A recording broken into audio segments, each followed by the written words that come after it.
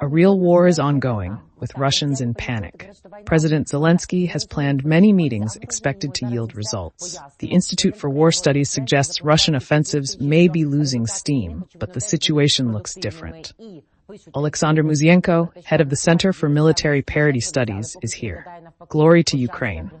Let's listen to the sounds heard by the people of Adygea at night. Мене звати Ірина Узлова, з нами традиційно Олександр Musienko, керівник Центру військово-правових досліджень. Олександре, привіт. Alexander, what should we understand about this facility, what is located there, and what are the results? Вночі під ранок жителі Адигеї.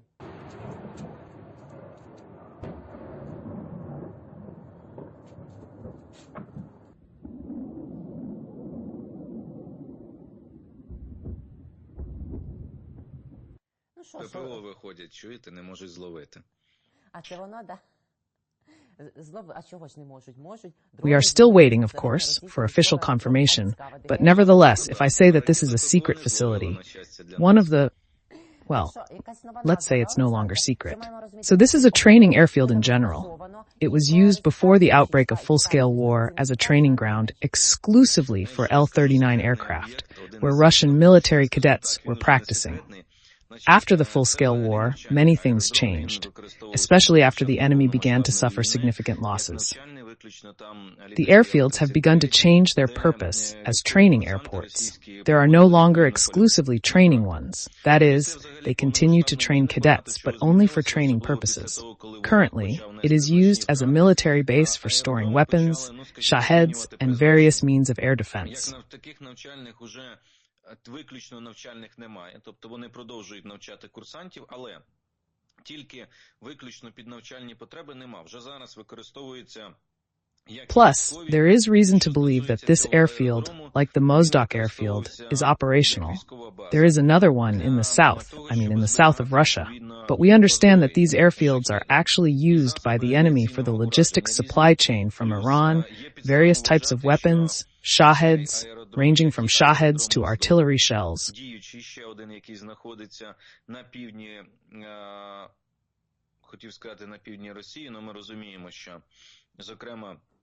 In the case of air bases, we are talking about chessboards, missiles, and rockets for rocket artillery. That is, they are then transported from there, using various ways and means. In addition, attention is now closely focused. We see that the day before there were strikes on Oktyabrskoye in the Krasnodar territory, where about 400 shaheds, as the General Staff noted, could have been destroyed.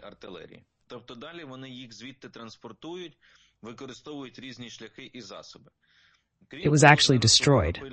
Similarly, Adygea is another such republic, a region in Russia, Kabardino-Balkaria. It is also closely monitored for certain reasons because it is known what facilities the enemy could potentially place there.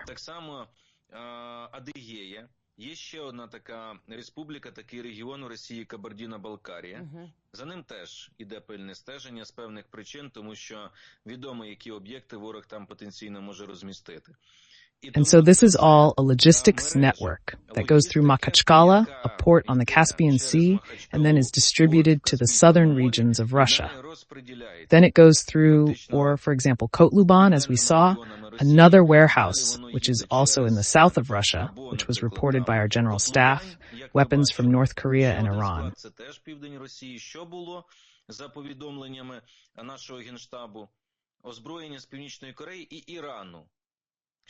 Well, the shaheds here are also tied up in this logistics because these are the southern regions of Russia. And from there, they transport it, distribute it, and launch it, for example, from Primorsk, Akhtarsk of the Chechens, then from other places. Then the shells are brought directly through Rostov to the Donetsk region. The same applies to airstrikes and other types of weapons.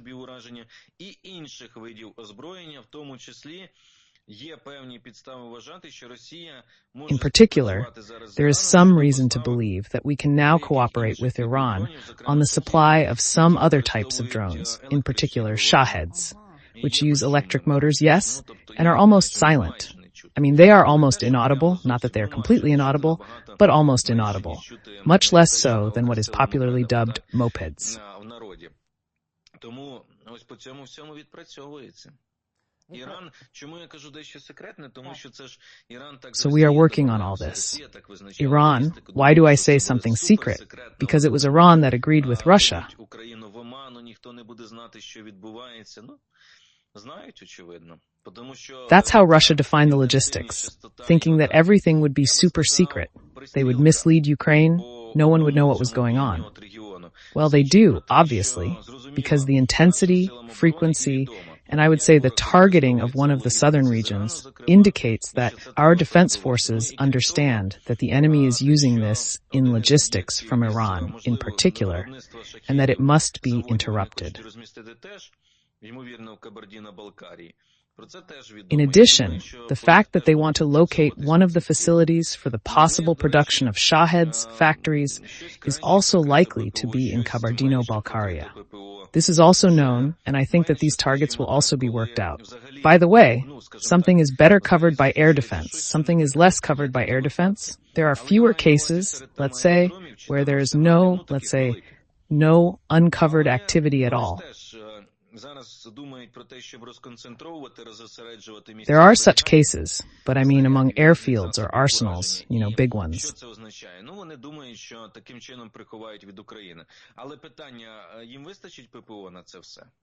But they are also now thinking about dispersing the storage sites for shells and various munitions.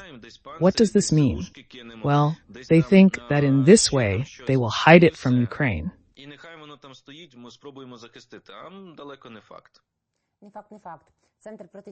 But the question is, will they have enough air defense for all this? I suspect not. That's why they're willing to take risks. They think that we are now rearranging the shells and other things there, and that's it, and let it stand there. We will try to protect it, but it's not a given. Not a fact. Not a fact. The Center for Countering Information, headed by Andriy Kovalenko, whom we also quote on a daily basis, is actually quoted as saying where the drones of God's will are flying. He states that this military facility is 410 kilometers from the front line. The head of the Republic of Adygea, Murat Kumpilov, announced the evacuation of Rodnikovo residents who are being accommodated in Ganskaya. He confirmed the attack on the region, but noted there were no deaths or injuries. The Civil Defense Center reported that a fuel depot was also destroyed 410 kilometers away. For some reason, it seems to me that the latest attacks in particular are really ammunition depots. Different sections of the armed forces of Ukraine are working, and the General Staff reports the same. In the attack on Oktyabrsk, we know that the Ukrainian Navy was also involved in the operation, as were some units. Therefore, it does not seem that Ukraine's capabilities and capacities to conduct combined strikes are increasing, and I think they will continue to grow. And if we had Western missiles to go along with it, it would be even more powerful. I want to remind you that the General Staff, in its official report, when it wrote about the destruction of the NEBM, a $100 million radar station that was destroyed, wrote clearly and directly, this opens up opportunities for the use of Storm Shadow missiles and aviation. This does not mean that right now we are going deep into Russian territory, but it is a preparation for this. And this means that it can be used more intensively in the occupied territories. There will be more strikes, the strategy is clear, the tactics are clear. On the issue of building up capabilities and capacities, as soon as we build up, the more we have, the more intense the strikes will be. Alexander, regarding the attack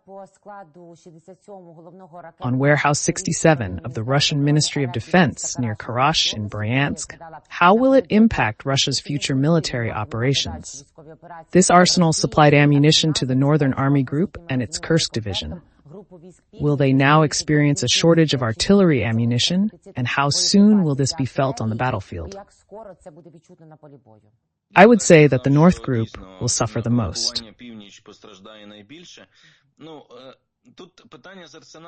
That is, the fact that it is located somewhere in the east or north does not mean that some shells or other ammunition cannot, for example, reach Toretsk if necessary. Logistics is a long way off, but the same goes for example, Kutlubani. If there is a question there, they are primarily working for the eastern grouping of Russian troops, of course, but in principle they can deliver.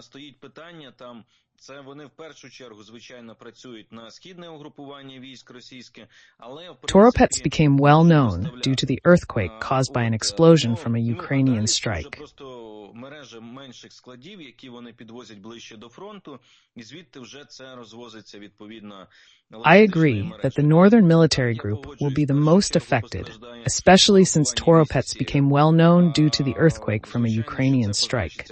This impacts primarily the Kharkiv region, as well as the troops operating in the Kursk region, worsening their situation. Який став всесвітньо відомим, тому що там землетрус відбувся після вибуху, після удару українських сил оборони. Це в першу чергу якраз звичайно Харківщина, і це так само. Of course, this postpones their plans for counteroffensive actions, which they are definitely planning. They have been harboring this idea, thinking about it, but at least now it postpones everything. As for the significance, of course, it is, because it reduces the amount of shells and ammunition that the enemy can use and fire at the territory of Ukraine. Значення, безумовно, воно є, тому що це зменшує обсяги снарядів боєприпасів, які ворог може застосувати і... I'll explain it very simply, but this is the most important thing you need to know. The second point is that we gain time to carry out certain operations when the enemy does not have the opportunity to cover us with fire as closely as he expected. We understand that where something has been destroyed, for example, it needs to be reoriented. Certain logistical processes were tied to this, and they are disappearing. This needs to be changed, and we need to do it quickly.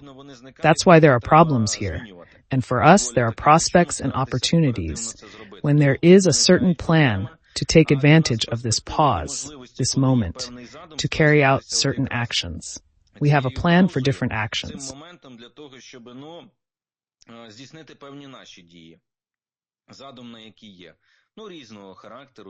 I don't know, related to, for example, counterattacking somewhere, other measures, and so on. So this is important, something that needs to be understood.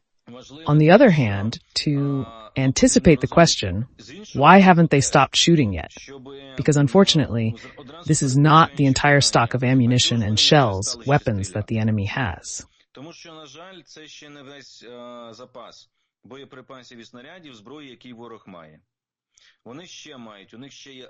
They still have an arsenal, but they still have missiles, they still have ammunition. They continue to be supplied by North Korea. They continue to cooperate with Iran. They continue to produce themselves. But this reduces their capabilities. Immediately in such situations, you need to look not at whether the enemy stops firing, because they cannot stop firing completely at once, because they still have somewhere to get it. And we are still working, and we should go somewhat from the opposite in assessing this situation. Imagine that the enemy could still count on these shells and use them, or missiles. Imagine if Russia counted on the KN-23, Iskander, and so on ballistic missiles destroyed in previous attacks. How many more would have potentially hit our cities? How many would have hit the positions of our troops? Therefore, it is necessary to approach this from this position, that the enemy can no longer count on it. That is, he is losing the firepower he is counting on, the advantage he is constantly trying to gain and use. This is very important, especially given that we are eroding his capabilities for further offensive operations, so that he does not have to imagine what kind of forces he could actually have if we had not destroyed and worked out the depots. The Institute for the Study of War and American analysts indicate that Russia's offensive operation may end in the coming months, as they have exhausted reserves for their summer offensive. How realistic is this prospect? Additionally, why, despite running out of offensive opportunities, did the Russians allegedly recapture the Vovchansk aggregate plant, which we had been trying to reclaim through complex special intelligence operations? This is an issue that will be studied now. I think you know that there was a report from the OTU Kharkiv, and not only that, but also from the NGU Charter Brigade, that the enemy is trying to dig and try to sneak in. So what is the Vovchansk aggregate plant? It is, let's say, a building with appropriate storage facilities. Why did the Russian contingent stay there for so long?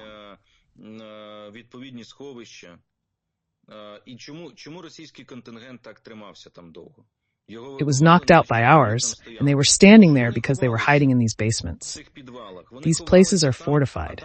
The question is, how did they get in? That is, in fact, again, how the GUR Special Forces handed over control of the plant after it was taken over, and so on. This is one question. The second question is simply because the enemy, unfortunately, was successful. This happens during war. By the way, this is also for those who constantly observe the discourse, who try to say, but we would have defended, we would have repelled, we would have survived.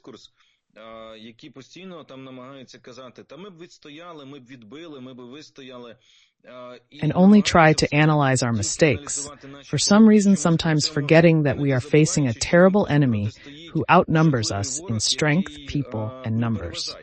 We must also understand this and not forget it, and we should not expect that everything will be successful when such a war is going on. Unfortunately for us, the enemy is succeeding somewhere, but it is because they are simply outnumbered, because they have succeeded in some tactical battle. But these are all tactical successes, not operational and strategic successes. What are we talking about? We are talking about attacks and assaults that would be of operational and strategic importance and nature. I think this is what the ISI is writing about. The enemy may have tactical successes at the front. They still have a certain potential for attacks. And this tactical success is sometimes achieved, but today we do not have enough resources to develop strategic success.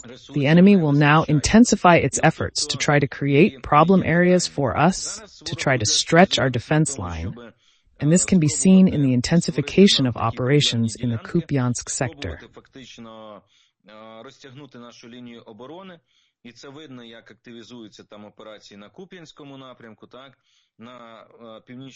And in the northeast, the northernmost point of the eastern flank. In the south, especially after Vuhledar, tactical successes are apparent. We may need to withdraw from some positions, but the enemy can't achieve operational success now. It's good they can't push us out of Kursk.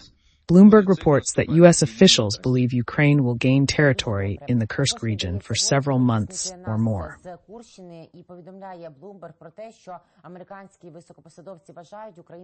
This will play a key factor in the negotiation process, a potential one that is already being discussed, in addition to our demands for territorial integrity and NATO membership.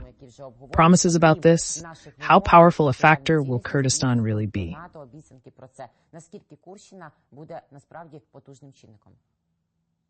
I think this will definitely be a powerful factor, and I believe that we will be able to maintain our position.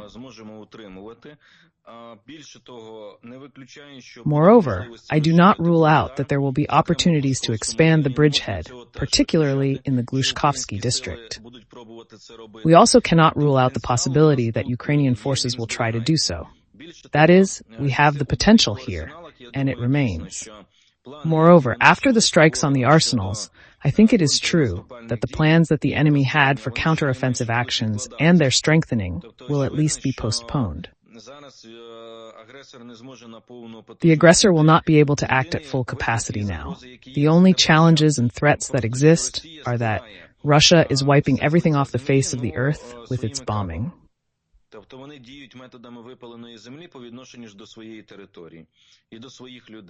Recently, a group of commandants from our TRO media, which operates in one of the settlements, visited the area.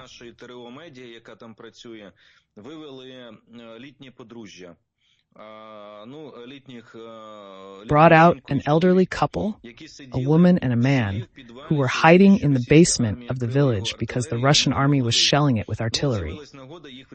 They could not leave, but an opportunity arose, and they were rescued by the Ukrainian military. According to the Russian propaganda, it was the Ukrainian military who were attacking, so they took these people out under artillery fire.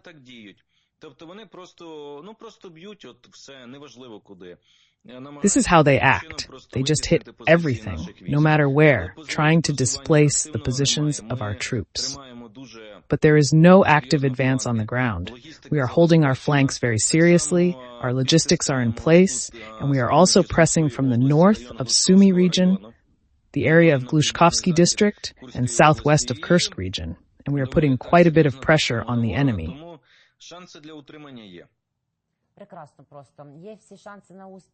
There are opportunities for retention, and I see chances for success due to President Zelensky's effective meetings, which began at the summit in Croatia and will continue.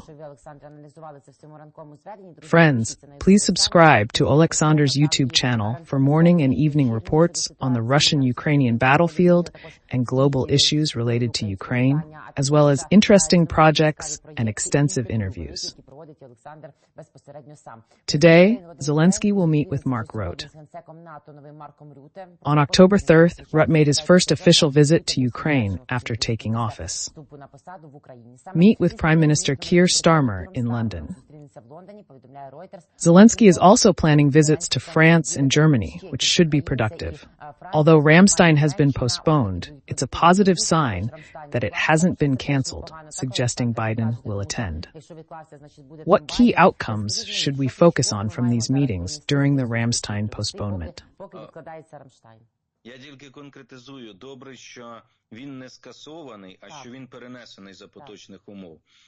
Тому що, це важливо. За поточних умов ми It's important to note that the postponement is due to Hurricane Milton, following Hurricane Helene on the East Coast.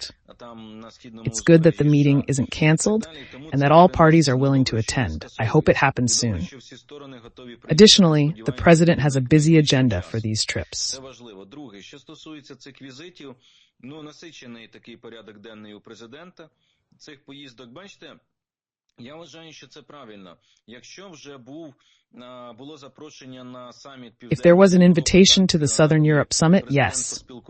And the president talked to almost all the leaders of all the Balkan countries, including NATO countries. They are practically all NATO members. Not all EU members, but many of them are EU members, who assured me that they support Ukraine's membership in both NATO and the EU. These are our voices in the alliance too, and we have to work. Then it's a meeting between Britain, Germany, Italy. That is. The president has already left on a trip, and we need to use this to the fullest, which is what is being done. The goal, of course, is now to unite and consolidate these countries around Ukraine's victory plan.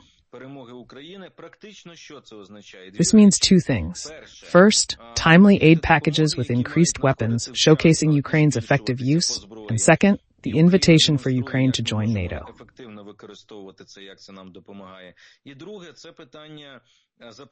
These are the two issues on the agenda, and the aid packages include, of course, the decision to strike deep into Russian territory.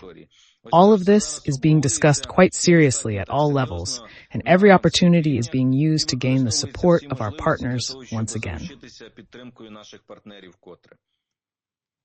Alexander, do we hope that these meetings will be productive?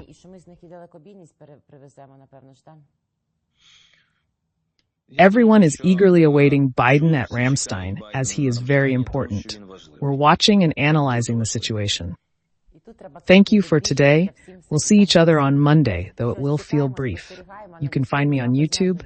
Take care, goodbye, and thank you, Oleksandr Musienko, head of the UZL Military Research Center. Thanks to everyone for watching and commenting. До зустрічі. Олександр Мусієнко, керівник Центру військових досліджень. Ірина Узлова звати мене. Друзі, дякую вам, що ви приходите, активно нас завжди дивитеся. Thank you all for your kind words and for your comments and reflections. Your opinion is always important to us in every sense. Please subscribe on YouTube, Mr. Oleksandr Musienko channel in the description below this video on YouTube. Zahidny is here on 24. Please don't forget to subscribe as well. Take care. Believe in the armed forces of Ukraine. See you, and we will win.